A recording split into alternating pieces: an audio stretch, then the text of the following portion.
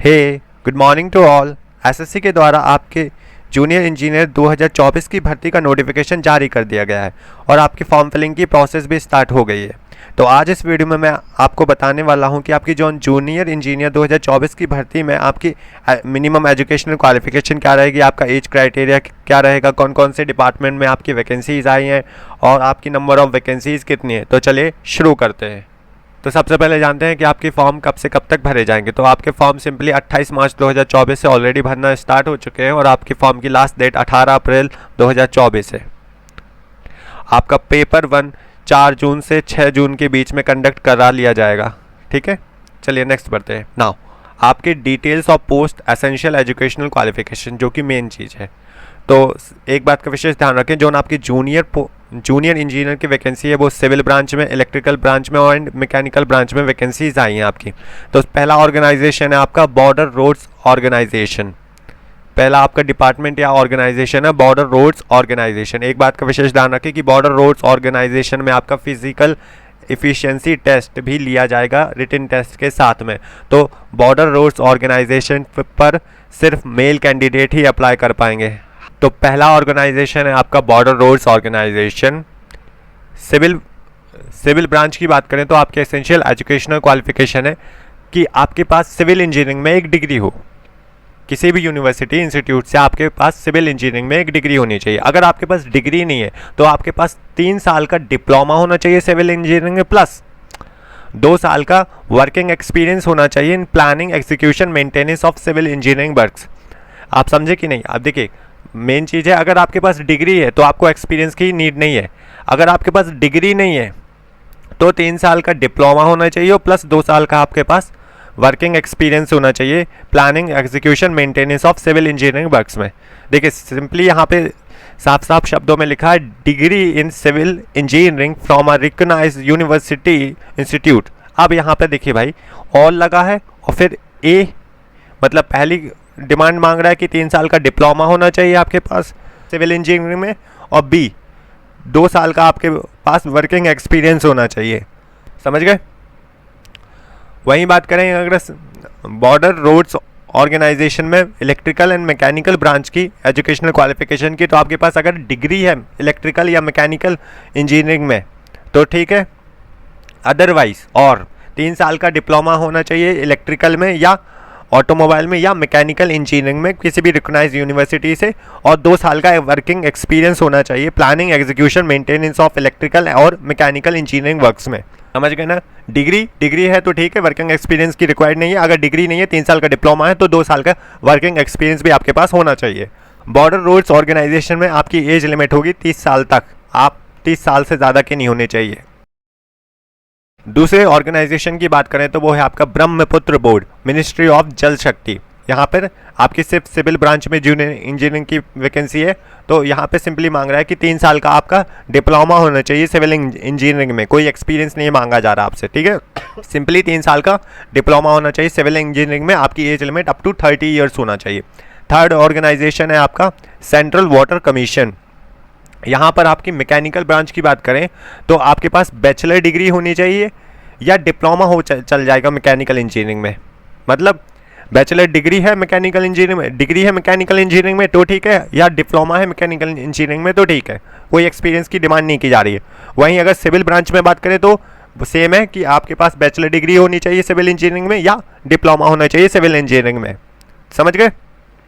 Age limit आपकी third central water commission के लिए रहेगी 30 साल तक।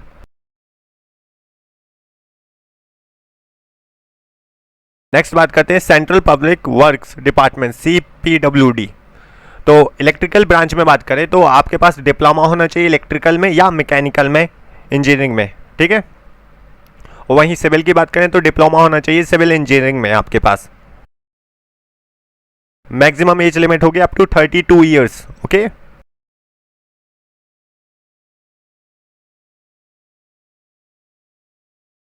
नाउ फिफ्थ डिपार्टमेंट ऑर्गेनाइजेशन की बात करें तो central water and power research station. यहाँ पर आपकी अगर जूनियर इंजीनियरिंग की इलेक्ट्रिकल ब्रांच में बात करें तो वो कह रहा है आपके पास अगर इलेक्ट्रिकल इंजीनियरिंग में डिप्लोमा है तो आप इसके लिए एलिजिबल हो, और वहीं अगर सिविल ब्रांच में बात करें तो डिप्लोमा अगर आपके पास सिविल इंजीनियरिंग में है तो आप एलिजिबल हो। आपकी मैक्सिमम एज लिमिट रहेगी central water and power research station के लिए up to 30 years. Now 6th department है आपका नेवल, मिनिस्ट्री ऑफ डिफेंस में। तो अगर आप मैकेनिकल ब्रांच के लिए अप्लाई करते हो तो आपके पास डिग्री होनी चाहिए मैकेनिकल इंजीनियरिंग में। यहाँ पे आपसे देखिए स्पेसिफाई कर रहा है कि डिग्री होनी चाहिए मैकेनिकल इंजीनियरिंग में। अगर आपके पास डिग्री नहीं है तो भैया 3 साल का मैकेनिकल इंजीनियरिंग में आपके पास डिप्लोमा होना चाहिए और 2 साल का एक्सपीरियंस होना चाहिए। वहीं अगर इलेक्ट्रिकल ब्रांच की बात करें तो वो कहता है आपके पास डिग्री होनी चाहिए इलेक्ट्रिकल इंजीनियरिंग में। अगर डिग्री नहीं है तो 3 साल का डिप्लोमा है इलेक्ट्रिकल इंजीनियरिंग में, तो प्लस 2 साल का एक्सपीरियंस भी होना चाहिए।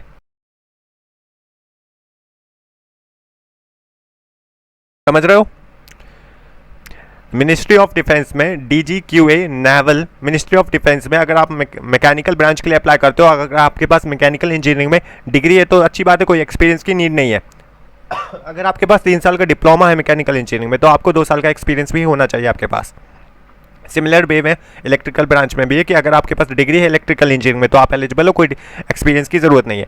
अगर आपके पास डिप्लोमा है 3 साल का इलेक्ट्रिकल इंजीनियरिंग में तो आपके पास 2 साल का एक्सपीरियंस भी होना चाहिए, और इसकी एज लिमिट आपकी 30 साल तक रहेगी। 7th ऑर्गेनाइजेशन की बात करें तो वो है आपका Farakka barrage project, ministry of जल शक्ति। यहाँ पे इलेक्ट्रिकल ब्रांच में आपकी जूनियर इंजीनियरिंग की पोस्ट है, उसके लिए आपके एजुकेशनल क्वालिफिकेशन है कि आपने इलेक्ट्रिकल इंजीनियरिंग में डिप्लोमा कर रखा हो, ठीक है।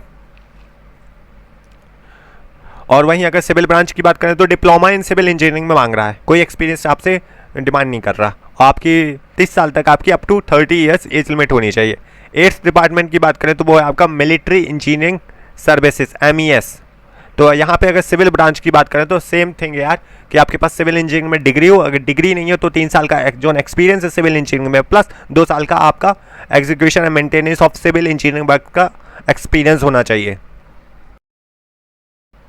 और वहीं मिलिट्री इंजीनियरिंग सर्विसेज ऑर्गेनाइजेशन में अगर आपके इलेक्ट्रिकल एंड मैकेनिकल ब्रांच में जूनियर इंजीनियरिंग की पोस्ट की बात करें तो आपके पास इलेक्ट्रिकल और मैकेनिकल में डिग्री है इंजीनियरिंग में तो अच्छी बात है। अगर डिग्री नहीं है तो 3 साल का इनमें इन रिस्पेक्टिव फील्ड में आपके पास डिप्लोमा होना चाहिए प्लस 2 साल का एक्सपीरियंस होना चाहिए। मैक्सिमम एज लिमिट होगी up to 30 years.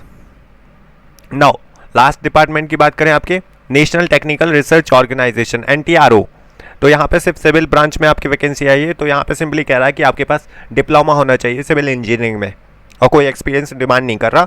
Maximum age limit होगी आपकी अप टू 30 ईयर्स। समझ गए? चलिए नेक्स्ट बढ़ते हैं। नाउ अगर हम नंबर ऑफ वैकेंसीज की बात करें तो सिंपली अगर पहले वैकेंसी देखें बॉर्डर रोड्स ऑर्गेनाइजेशन में, यहाँ पे साफ साफ लिखा है कि फॉर मेल कैंडिडेट्स। मैंने पहले भी बता दिया कि बॉर्डर रोड्स ऑर्गेनाइजेशन में चाहे आपकी वो सिविल ब्रांच हो चाहे इलेक्ट्रिकल या मैकेनिकल, वहाँ पे सिर्फ मेल कैंडिडेट ही अप्लाई कर सकते हैं। हालांकि अभी पोस्ट प्रेफरेंस नहीं देनी है, बट बॉर्डर रोड्स ऑर्गेनाइजेशन में आप सिर्फ मेल कैंडिडेट ही अप्लाई करेंगे, क्योंकि आगे जाके यहाँ पर रिटन टेस्ट के साथ साथ आपका एक फिजिकल एफिशिएंसी टेस्ट भी लिया जाएगा। तो BRO में बॉर्डर रोड्स ऑर्गेनाइजेशन में अगर सिविल ब्रांच में टोटल नंबर ऑफ पोस्ट की बात करें तो आपकी वो है 438 टोटल पोस्ट है, जिनमें से अनरिजर्व के पास 142 पोस्ट दी गई हैं। EWS की 48 पोस्ट है, OBC में 136 पोस्ट है, SC में 76 है एंड ST में 36 पोस्ट है। वहीं अगर इलेक्ट्रिकल एंड मैकेनिकल ब्रांच में बात करें तो टोटल 37 पोस्ट हैं आपकी वैकेंसीज हैं, और अनरिजर्व के लिए 27 है, उसमें EWS में 2 है, OBC के लिए कोई वैकेंसी नहीं है ना, ST के लिए कोई वैकेंसी, SC के लिए 8 वैकेंसीज है। इसी तरह थर्ड में बात करें, दूसरा ऑर्गेनाइजेशन है आपका ब्रह्मपुत्र बोर्ड, मिनिस्ट्री ऑफ जल शक्ति। तो यहाँ पे सिविल में बात करें तो टोटल पोस्ट सिर्फ 2 ही हैं, जो कि सिर्फ अनरिजर्व वैकेंसी है। इस तरह से आप सारी vacancies, number of vacancies notification में देख सकते हो। मैं नोटिफिकेशन का लिंक आपको डिस्क्रिप्शन बॉक्स में प्रोवाइड कर दूंगा। देखिए 5.3 में भी लिखा है कि only male candidates are eligible for the post of junior engineer in the border road organisation. ठीक है। Now age limit and age relaxation की बात करें तो सिंपली जो ना आपकी क्रूशियल डेट है एज रिकॉर्डिंग की, वो है 1 अगस्त 2024। ठीक है। देखिए अभी हमने नंबर ऑफ पोस्ट बहुत सारी बात की हैं जिनमें एज लिमिट आपकी 30 ईयर्स है। तो उन 30 ईयर्स के लिए जिसकी एज लिमिट 30 साल है, तो उन कैंडिडेट की एज क्या होनी चाहिए, वो कैंडिडेट 2 अगस्त 1994 से पहले पैदा ना हुए हों और 1 अगस्त 2006 के बाद पैदा ना हुए हों, ठीक है। और जिसकी एज लिमिट 32 ईयर्स है उसमें कैंडिडेट 2 अगस्त 1992 से पहले पैदा ना हुआ हो और 1 अगस्त 2006 के बाद पैदा ना हुआ हो। समझ गए एज लिमिट को। देखिए जो आप एप्लीकेशन फॉर्म फिलअप करते समय अपना सिग्नेचर अपलोड करेंगे उसका साइज़ होना चाहिए 10 to 20 KB होना चाहिए और डायमेंशन होना चाहिए 4 सेंटीमीटर इंटू 2 सेंटीमीटर।